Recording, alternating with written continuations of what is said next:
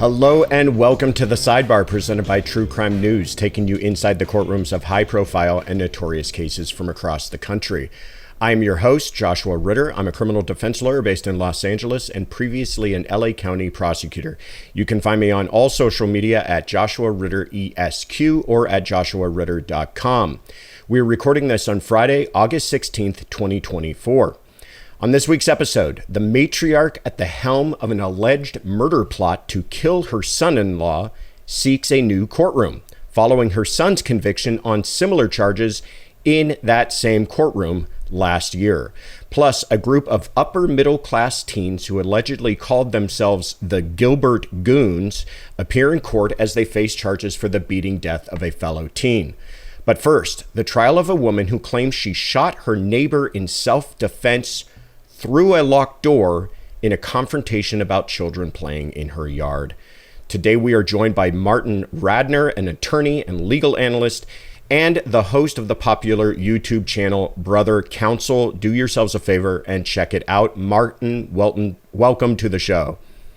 Thank you, Joshua, and it was an honor and a privilege to be with you on a previous panel, and I'm looking forward to further conversations with you, certainly today, and hopefully we'll have more in the future. So thanks for allowing me to come on to your show. Oh, absolutely. Thank you for the kind words. Yeah, we met on another channel on a panel, and I enjoyed Martin's take and analysis so much. I said, let's make sure to get him on True Crime News. So I'm so happy that you were able to make time for us. And one of the reasons I enjoyed listening to you was that you do, I know, a lot of research on these. You follow these cases closely for your own channel, but you're also a very experienced criminal defense attorney. And so I'm really looking forward to hearing your thoughts on these cases, especially the ones that we're talking about today. So let's go ahead and jump right in. First, out of Marion County, Florida, the jury is deliberating the fate of a Florida woman charged with shooting her neighbor through her front door in full view of the victim's young son. Susan Lorenz claims that she was acting in self-defense when she shot Ajike, also known as AJ Owens, after a confrontation spurred by Lorenz, who is white, allegedly yelling racial slurs at the children of Owens, a black mother of four, whose children were playing near Lorenz's home. Two of Owens' children made themselves available to testify as witnesses, including the then 10-year-old who watched his mother's fatal shooting. However, prosecutors opted not to call the boys to the stand. A major focus of the prosecutor's case was the first 911 call made by Lorenz, in which she allegedly reported three quote-unquote trespassers who were children on her property moments before the fatal shooting of Owens. Authorities were already on the way to the house when the call was upgraded to a shooting, where officers eventually found Lorenz behind a locked door and Owens dying on the ground. The defense, however, maintains that the death was a tragedy, claiming Lorenz feared for her life when she acted in self-defense.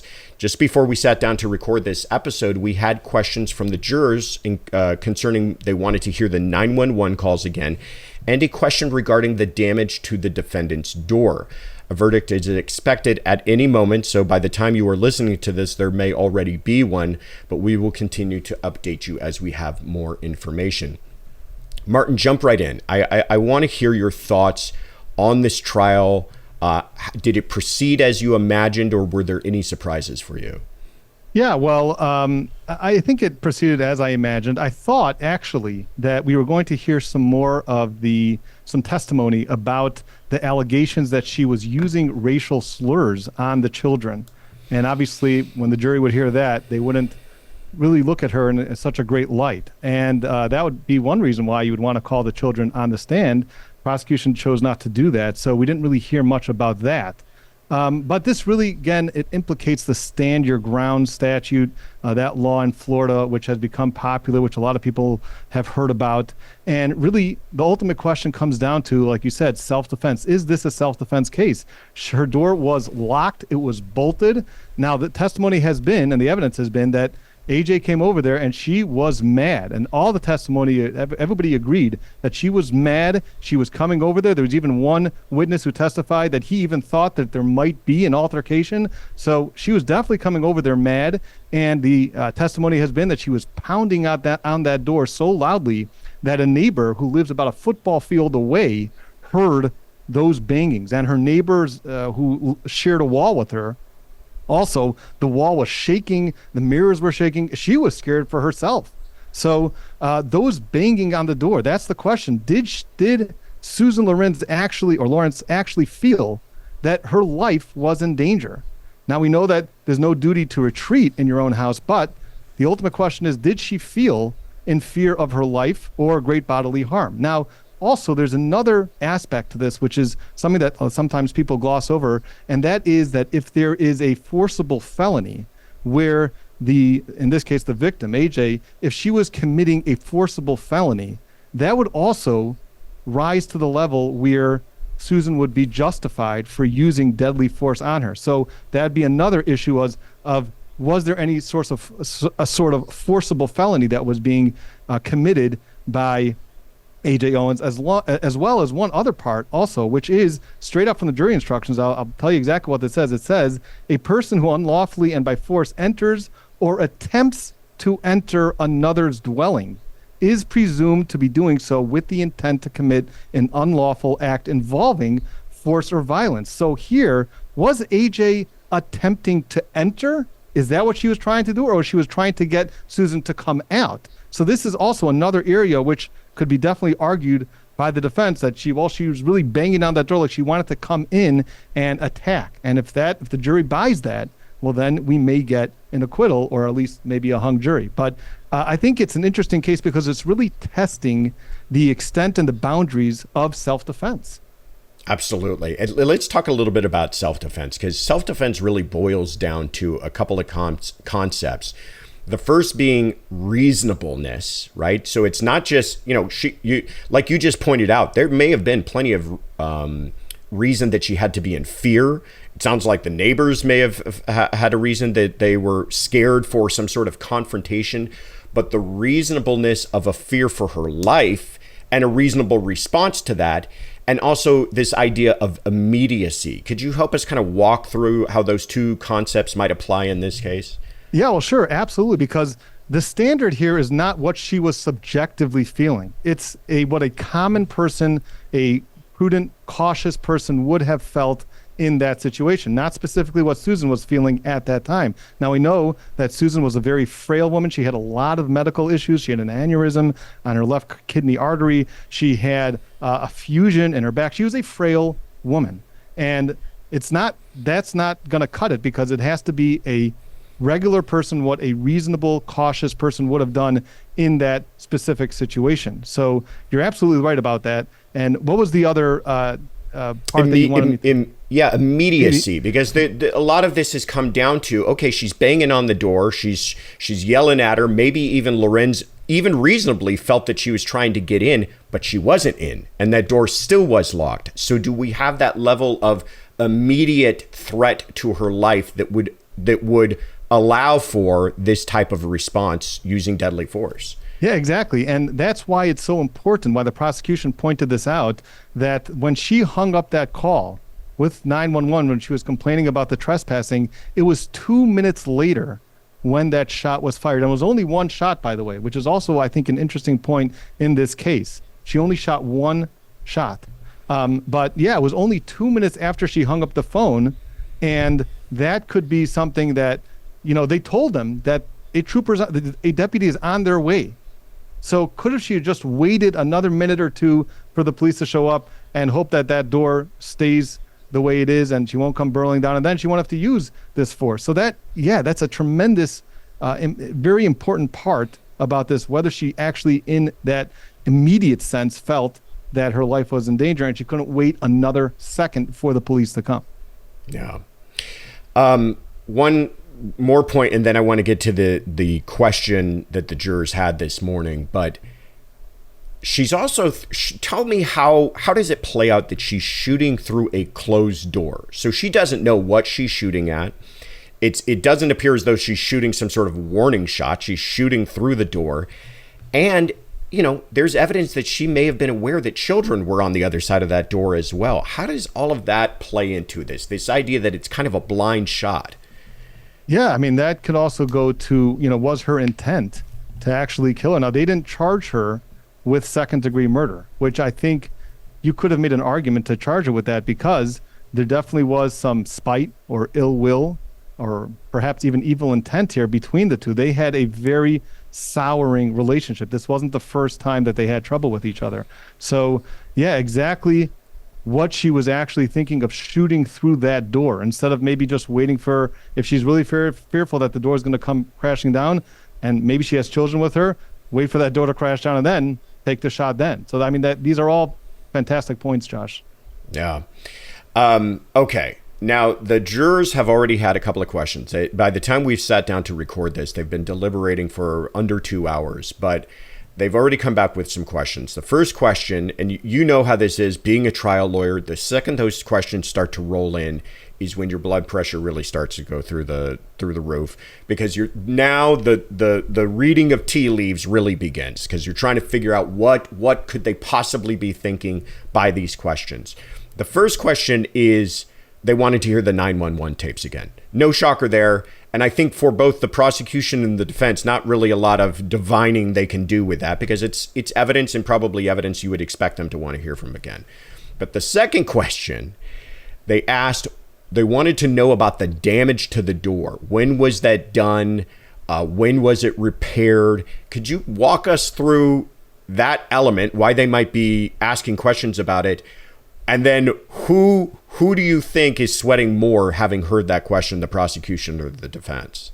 Yeah, sure. So the door is a big issue in this case. And in fact, there was some evidence that the door did suffer some damage before this incident. And therefore, that can also lend Susan to believe that that door is just not going to hold up. Even though it was bolted and it was locked, the evidence was that she usually actually even adds more protection. She puts a chair there and she has a chain lock. I mean, she's very, very careful about her safety, apparently. And she could know that this door already had some damage done to it. But there was also testimony that her landlord came to fix that door about 4 to 6 weeks before this incident. And the testimony was that he said under oath that he felt that door was structurally sound. Now, even though he also admitted that it wasn't a complete job, he really wanted to come back and do a more thorough job of fixing that door. But when he left that door 4 to 6 weeks before the incident, he felt that it was structurally sound, and therefore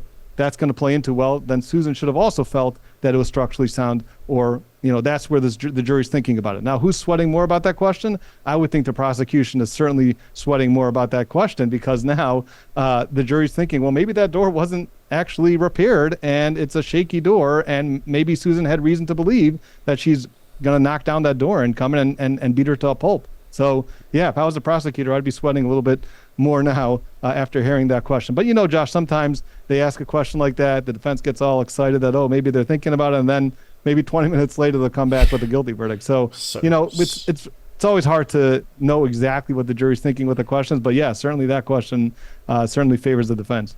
So true. It's so true. I don't know how many times I've heard questions from both sides, prosecution and defense, and I thought, oh, that's devastating to us, or worse yet, it's a question that really doesn't have to do with anything all that important to your case. And so you're sitting there going, what in the world are they thinking back there? Why are they asking this question? And just you start to pull your hair out. But I agree with you. This question, if I'm on the prosecution, I'm thinking to myself, oh boy, they are thinking about what was going through that woman's mind. Did she actually fear that door might come open? Does that add to her state of mind and her fearfulness, and like you described earlier, all of the surrounding circumstances of what a reasonable person would be feeling in that moment? So I agree with you. If I'm the prosecution, I would be a little nervous that that's what they seem to be concentrating on. But who knows? I mean, we as we're recording this, we could get a verdict and could go the entire other way. And I will say for listeners, the judge didn't answer the question. He just said, and this is typical, I cannot give you that answer. The answer, you have to look back at the evidence that's provided. So a judge is never going to supply them with an answer, especially something as crucial as that. And especially if it was in the evidence, they just got to go back and dig and find it again. So who knows if they're going to ask a follow-up on that. But a very tragic case, no matter which way you look at it. It just breaks my heart to think about this mother losing her life in front of her 10-year-old son, something that you would hope could be prevented. But here we are, and we'll see how the jurors come out on this thing. And like I said, we might have a verdict by the time this episode comes out. If you're like me, you're constantly thinking about the safety of the people and the things that you value most. After years of discussing these stories each week on True Crime News, the podcast, I knew I needed to secure my home with the best. And after a lot of research, I landed with Simply Safe. I've trusted Simply Safe to protect my home for a couple of years now, and the level of security and customer care has been incredible. I sleep better every night knowing that Simply Safe 24/7 monitoring agents are standing by to protect me if someone tries to break in and to send emergency help when I need it most. I want you to have the same peace of mind that I and so many listeners experience every day, which is why I've partnered with Simply Safe to offer listeners 20% off a system. Just visit simplysafe.com/truecrime. What I love most is that Simply Safe just keeps getting better. With exclusive live guard protection, Simply Safe agents can act within 5 seconds of receiving your alarm and can even see and speak to intruders inside your home, warning them the police are on their way. As a Simply Safe user, it's no surprise that Simply Safe has been named Best Home Security Systems by U.S. News & World Report for 5 years running, and the best customer service in home security by Newsweek. Protect your home this summer with 20% off any new Simply Safe system when you sign up for Fast Protect monitoring. Just visit simplysafe.com/truecrime. That's simplysafe.com/truecrime. There's no safe like Simply Safe. Let's move along to another case out of Tallahassee, Florida, where the matriarch at the center of an alleged murder plot to kill her son-in-law is seeking a minor change of venue to a different courtroom. Donna Adelson, the most recent member of the Adelson family to stand trial for the shooting death of Dan Markel, does not want to be tried in the same courtroom where her son was convicted last year in the murder-for-hire plot and where all convicted co-conspirators in the assassination have been tried. Her defense is arguing to move the proceeding to a smaller courtroom in the courthouse, alleging the larger court where Charlie was convicted last year allowed for too many spectators who may have influenced the jurors. Donna is accused of orchestrating Markel's shooting death while her daughter, Wendy Adelson, was in a bitter custody battle with Markel following the pair's divorce. Her defense is also seeking to limit evidence of Donna's arrest after the 73-year-old was apprehended at the airport traveling with her husband on a one-way ticket to Vietnam. A judge is expected to rule on these motions along with several other filings from Donna's defense in the coming weeks, with the grandmother's trial slated to begin on September 17th. I cannot recall seeing a request like this before in the past, Martin. I've change of venue, you see that every so often where they feel like they're just not going to get a fair trial in that county or that jurisdiction. But this idea of, I don't like this courtroom in particular, and I want a different one because I feel like it might create a more favorable environment to my client. And I know that's not exactly the way they're putting it, but it's kind of the way that it's coming out. What do you think about this? What do you make of it? Yeah, well, it's some fantastic allegations that they're making in that motion. They're making they made some allegations that there were some people in the crowd that may have been signaling to the jury or is trying to influence the jury some way, and by having such a bigger courtroom, so it allows for more of that, I guess we what they would call jury tampering. So that's really the type of allegations they're making. I did see a similar type of situation where they had somebody one time in the gallery trying to make some eye contact or, have some sort of effect on the jury, and that person was very severely reprimanded and not able to come into the court for certain times. But in general, as you know, Josh, I mean, it's an open courtroom, and the public has a right to see what's going on, and why should we limit that? Why should we take away that freedom to allow just for a lot less people to enter into that courtroom? So in terms of that specific motion, I don't know. I don't see it being granted so fast, and I think the judge would just say, well, if you see anything, say something. We'll correct it. We'll excuse that person from the courtroom. We'll deal with it at the time. Now, there's also another motion which you mentioned, and there's actually a third motion, and there's a third motion actually to dismiss the entire case. There's this also motion. This motion was filed quite recently also, and they're alleging in this motion to dismiss something called the pre-indictment delay. And the argument here is that we're all familiar with the Sixth Amendment right to a speedy trial. Now, that Sixth Amendment right generally starts after the arrest. After someone's indicted, after the arrest, then you can't just throw them in jail and say, you know what, we'll figure out what to do with you in a few years. Have fun there while we figure it out. That you can't do. We have a right, constitutional right, under the Sixth Amendment to a speedy trial. But here's the question. The question is, what about if the government wants to just sit on all the evidence and then wait years and years and years and then decide to charge you years after you allegedly committed that crime? Is that fair?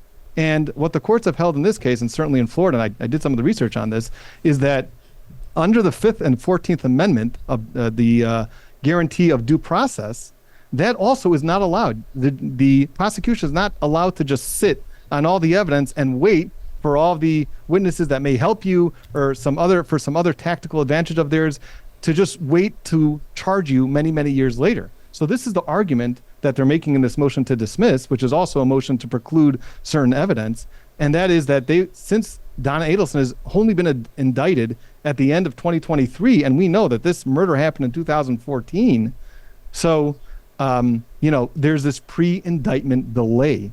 And if the prosecution, if you have to show two things essentially, I don't want to bore everybody with the legal details, but you have to show two things: substantial prejudice, and you also have to show bad faith. And that's actually a recent Florida decision which actually changed the law before. We're getting into the weeds now, but that's what they have to show: substantial prejudice by delaying all these years and not charging Donna Adelson. And some of the allegations that they make in their motions is that they had all of this evidence before. They had all the evidence to charge Donna, and they just decided for a tactical advantage to wait. And if you can show that that's the only reason that the prosecution waited, for a tactical advantage, so then that would equal bad faith. So therefore, they're arguing that, first of all, this entire indictment, the entire charge should be dismissed and send Donna Adelson home. Alternatively, they're asking for certain evidence to be precluded. And one very important part of that evidence is the phone calls and text messages that they had an expert testify about the pattern of the text messages and phone calls right around the time of this murder, of Dan Markel's murder. So if they want to preclude all of that, because they're arguing, well, we cannot even get additional cell phone records because all those records have been destroyed at this point. So we can't even get the records to show that this was the pattern that they always spoken. They always texted like this, or they always had these phone calls which show the same pattern. And if you can show that this is always how Donna Adelson calls and texts Charlie, then it doesn't have anything to do with the fact that Dan Markel is about to be murdered. So they're arguing that all of that testimony should be precluded. Now, also, what the point that you made about the trip to Vietnam, that's the other part of it. There's another motion that was filed, and that motion also is asking that the prosecution be precluded from showing her flight to Vietnam as consciousness of guilt.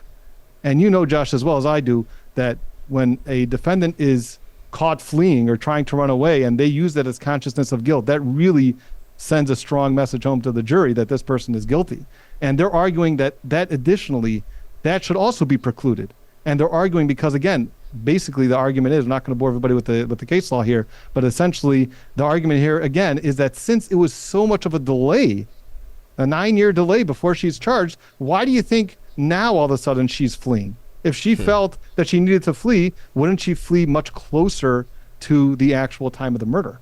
So that's another argument that they're making to preclude that testimony coming in, or that evidence coming in of her trying to flee, and that the prosecution can't use that to argue consciousness of guilt. Do I think that motion is going to get granted? Most likely not. That's my personal opinion about it. I'll tell you why she was fleeing. It's because her son just got convicted and she stuck around for that trial. And the other reason why they're concerned is she bought a one-way ticket. So it doesn't look like she had plans to come back from a jurisdiction that doesn't extradite, by the way. But yeah, your point is not lost. And I don't think it's a frivolous motion made by the defense either.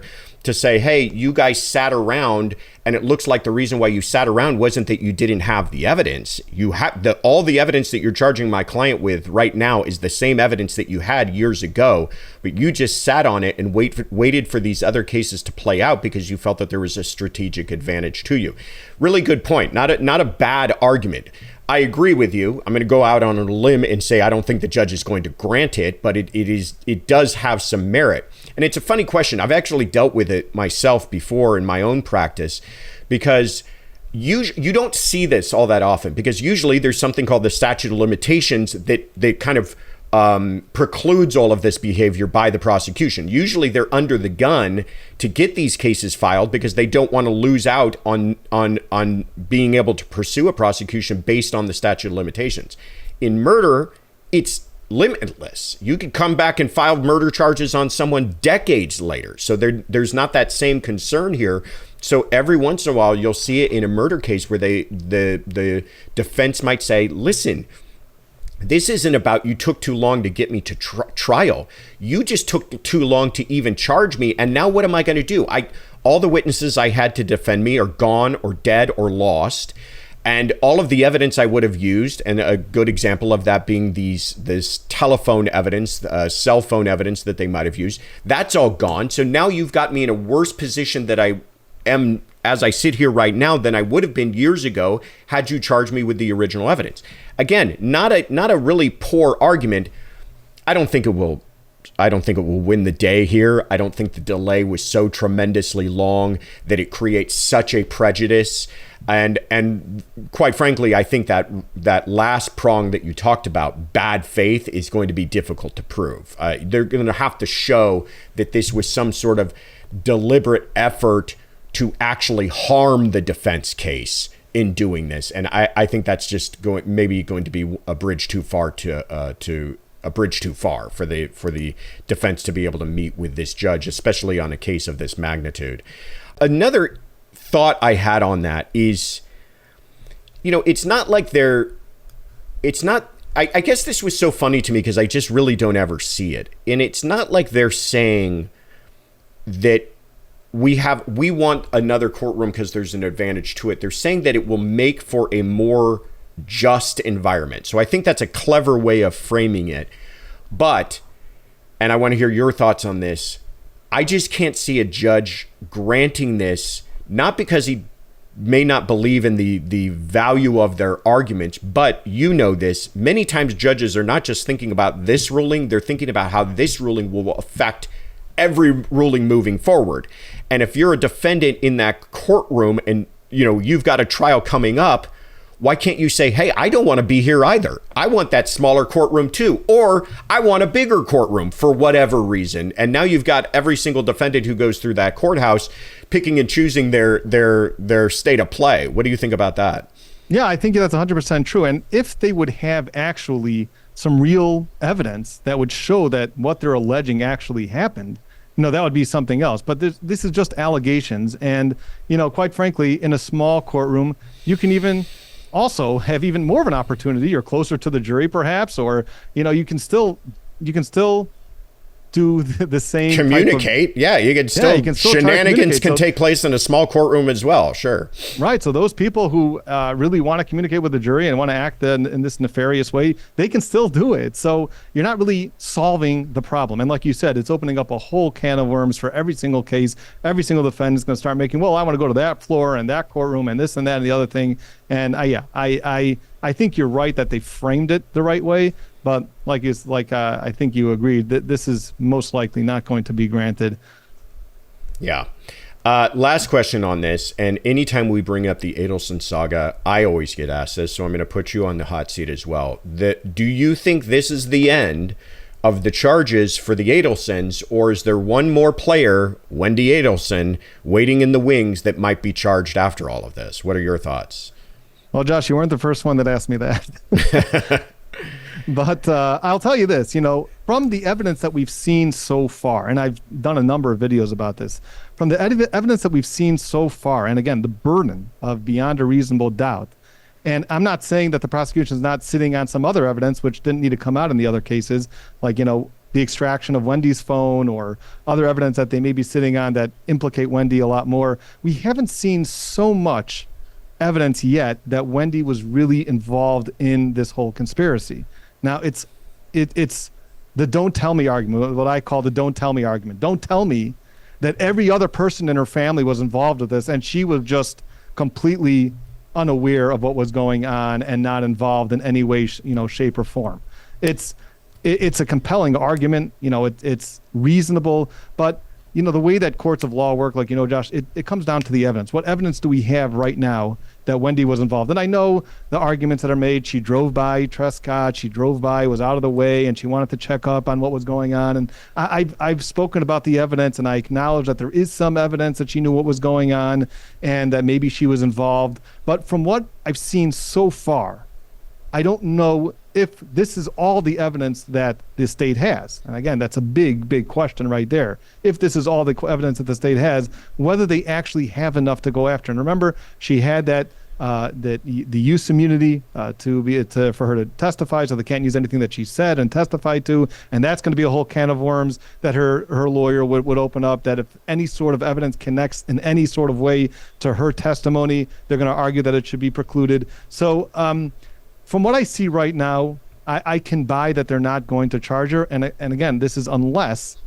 they really have a lot of other evidence which predate her testimony and really show a strong implication that she was involved in this conspiracy. So what I would tell you now, I guess in my long-winded answer, is that the way I see the evidence now, I can see that why they feel that they don't have enough. But if they're sitting on other evidence and just waiting for Donnicut to get convicted, and now they're going to go after the last one, and maybe they have other evidence, so that certainly can be a possibility. Well put, very diplomatic. I don't know either, but one thing I can predict for sure is that we are going to hear about it in the comments, because this case seems to really get people going. One of my favorite parts of summer is sharing great food and great friends on the grill. Burgers, hot dogs, the essential foods of summer. But one thing that sometimes gets overlooked is the bun. And it should not. Sometimes it can be the difference between a great burger and a sloppy mess. Hero Bread reinvented the bread and buns that make summer great. Fluffy, delicious flavor and texture, however, with no net carbs, 0 grams of sugar, and fewer calories, plus protein and fiber. I've tried other healthy or low carb breads before, but the texture could be hit or miss, which is why I was so surprised when I tried Hero Bread. All the great parts of your favorite bread or the bun with that extra protein and fiber without all of those carbs. Hero Bread has all your favorites, really with no consequences or compromises, with 0 to 1 gram of net carbs, 0 grams of sugar, and high in fiber. Hero Bread is an easy choice. Plus, they have something for every craving, including sliced bread loaves or buns, even tortillas. Keep carbs out of summer without compromising flavor with Hero Bread. Get 10% off your order at hero.co and use True Crime at checkout. That's True Crime at hero.co. Let's move on to our final case out of Phoenix, Arizona, where 7 young suspects who allegedly identified as members of a gang of delinquents calling themselves the Gilbert Goons appeared in court this week after they were charged in a teen's beating death. Preston Lord was fatally attacked at a Halloween party, sparking outrage about teen violence in Arizona's East Valley. The defendants in the case, Treston Billy, William Hines, Jacob Meisner, Talon Renner, Taylor Sherman, Dominic Turner, and Talon Vigil, all face first-degree murder charges, with their defense attorneys allegedly drowning in discovery. One attorney claims they received over 6,000 pages of documents along with 200 body cam videos, along with a list of 400 potential witnesses, with additional witnesses expected. Lord's 2023 death brought the activities of the so-called Gilbert Goons to the national spotlight, with many in the community fearing the alleged perpetrators will receive favorable treatment. Thus far, 3 of the defendants have bailed out of custody, with 2 receiving reduced bonds to the disappointment of Lord's parents. Attorneys for the majority of the remaining defendants have all filed motions to modify release conditions for their clients, and they are expected back in court the first week of September for a judge to rule on the matter. Wherever the teens end up, they will likely have a long time before they face a jury, however, should all of the defendants go to trial, with trial not expected to commence until at least July of next year. Martin, I'm going to let you kind of jump right into this because there's a lot to cover. But the first thing I was hoping you could touch on is a lot of people have been asking about the parents in this case. Where do they fall? What responsibility might they have? Tell me your thoughts on that. Yeah, well, that is a great question, because as we've just seen with the James and Jennifer Crumbley trial, and this was a trial actually in my home state of Michigan. I actually tried to get into that trial, but wasn't so simple to get in there without any media credentials. But what we've seen in that was the Oxford shooting, for people that are not familiar with that case. That they had a teenager who went and shot up a school and murdered a few very innocent souls. And they charged the parents also with involuntary manslaughter.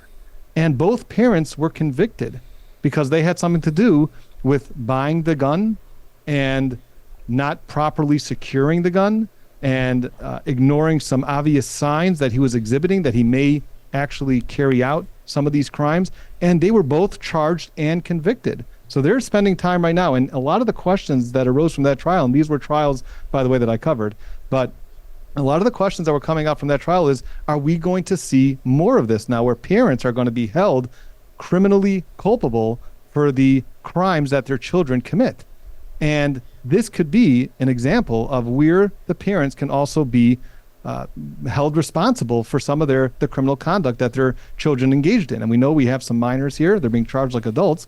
And I think that it could be a real possibility. I think that there's already a very big question about what the parents knew about these defendants who were involved in this Gilbert Goons gang. And if they knew what was going on, it seems from some of the reports that some of the parents actually knew that they were involved in something. And there can be a lot more discovery there about what the parents knew. Did they actually buy some of this stuff for their children? Did they not properly secure it? And if they did, well, then they can certainly be held, criminally culpable for the actions that their minor children carried out. So this is something that I think is a very important area to explore. And we may see indictments on the parents. And that's something that the parents should all be thinking about, that they actually may be in trouble. And it's something that's important for all parents to know, that you can't just let your teenager, oh, he's just acting this way, he's going through his teenage years. No, because if that child actually goes and does something crazy like this, you may be held criminally responsible for that. So I think that it certainly is a real possibility that the parents may get charged at some point for these murders. Yeah, and we will say that we have not heard any of that talk in this case, but you are correct to point out that there does seem to be a trend with prosecutors across the country further and further pushing that envelope of extending criminal liability, to parents and law enforcement and other people involved that they feel may have had responsibility in preventing some of these things from taking place. So very good point. The other thing about this case that's remarkable to me, there's many things, but you've got 7 defendants, and that's already causing problems as far as the vastness of the discovery. All of these, you got 7 defense attorneys all arguing that they need more time. And how is that just too cumbersome a case to even handle at trial? And how do you, as a prosecutor, how would they handle 7 people likely pointing 7 different fingers at 7 different people saying, I'm not the one who really is responsible for that fatal blow, it's this other defendant? How do you think that all actually works out? Yeah, well, Josh, I'm sure you've been involved with the trial when you have 2 defendants on the same trial with 2 different juries, and each of the defense attorneys are pointing the finger at the other guy that he's really the one that's responsible and your guy is completely innocent. So I'm sure we'll get plenty of that. Are they going to charge all 7 at the same time and have 7 different juries going on? That's doubtful.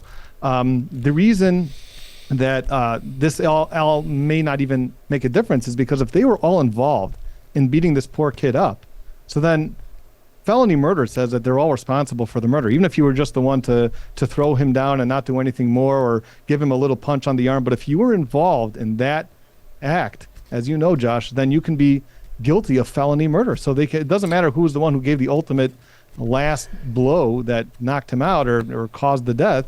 They're all the same culpable for that. I don't want to cut you off, but explain that for viewers. How felony murder works in that context?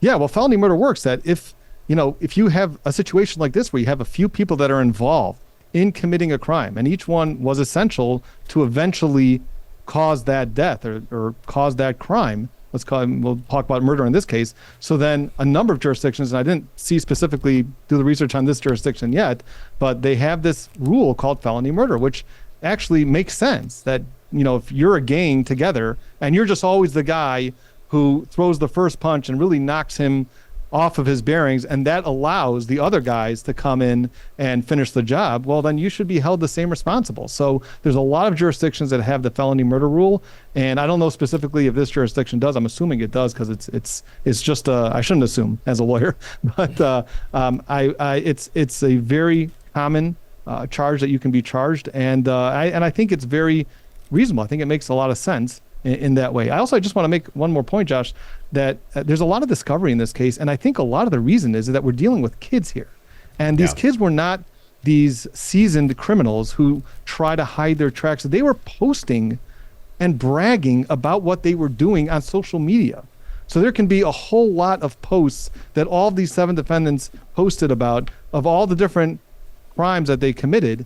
And that's part of the discovery that they're probably going through, all these social media posts and all these different platforms. That's going to play a big part. And they were very, very silly in that way that they just completely, just posted all into the public about what they were doing. I mean, it's just a horrific case. It is. And you made a really good point earlier, too, that ties into what you just said about them making all sorts of comments after the fact and social media posts. If they were to be tried together, you would have to have different juries depending on whose statements you wanted to bring in. Because, and this is the way it works for people listening, let's say just in a situation where you have 2 defendants, if one of those defendants makes some comments like, yeah, me and co-defendant went out and robbed so-and-so, they cannot use that statement against co-defendant because co-defendant can't cross-examine that statement. But they can use that statement against the person who made the statement because we have the party opponent rule that allows for that hearsay to come in. Again, I know we're getting a little bit into the weeds here, but the short part of it is you cannot use statements of co-defendants if they're not able to cross-examine that people. And so what they do in those situations, and I've handled trials like this, is you'll have 2 different juries.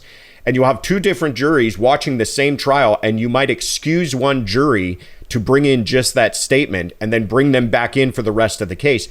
You've got 7 different defendants who all may be making statements that you may need to handle with 7 different juries. So another reason why, and I'm glad that you pointed that out, the idea of having all 7 of them go on trial may not be a thing that's actually going to play out in court. Yeah, and also just because we're talking about the hearsay, which everybody loves to talk about, there's also the idea that if you're involved in conspiracy, then the co-conspirator statements come in also, even though it's a hearsay exception.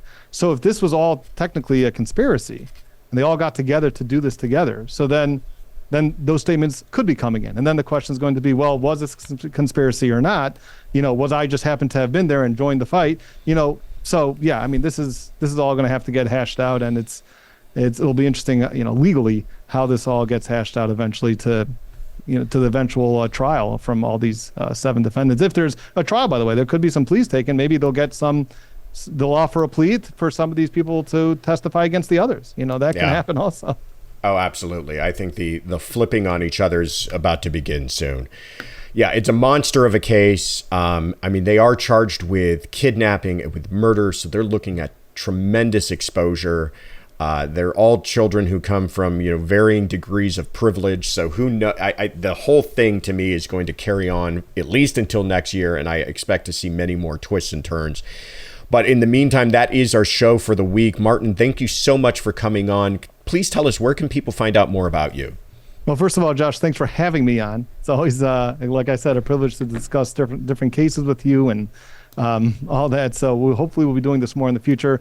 You can find me. My YouTube channel is Brother Counsel. Type it in, subscribe. I've got a lot of analysis on the high-profile cases going on. The Adelson trials, we're certainly going to be covering all that. So, please go on, check me out on YouTube.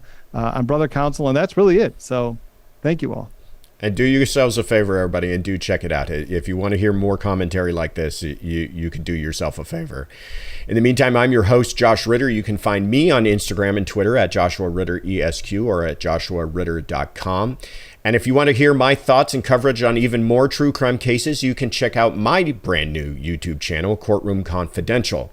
And you can, of course, find all of our Sidebar episodes wherever you get your podcasts. And we want to hear from you. If you've got questions or comments you'd like us to address, please tweet us your questions with the hashtag TCN Sidebar.